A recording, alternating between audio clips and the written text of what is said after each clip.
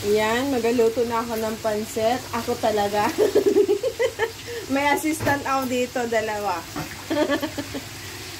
Tatry kung ako muna magluto.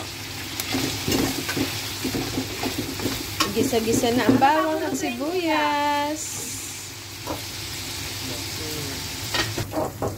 Ayan. Lalagay ko ng mga manok. Ayos yan ha. Ayan. Para sa akin yan, yung post at ano. Oh. Ayan, carrots. Ilalahat ko ba ang carrots? Parang ang dami. Lahat na. Lahat. Naman yan. Gusto kong kukuha ang maraming gulay. Ako rin. Gusto ko rin naman. Eh, baka masabihin naman yung ma-over naman sa gulay. Ayan. Beans naman. Gusto niya ng... Gyan na natin ng toyo. Sasamiyaan na natin. Oh, tama na kaya yun? Tapos, paminta. Bechin. Gusto ko maraming paminta. Paminta, yes. Teka, haluin ko muna.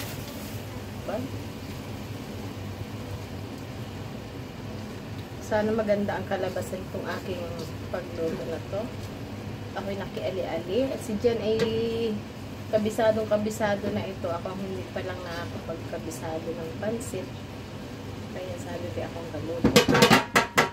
Ayan, ang pinaglagaan ay lalagay ko na. Yan, sinala ko at may halo. Ayan ang aming pansit. Halo-halo na.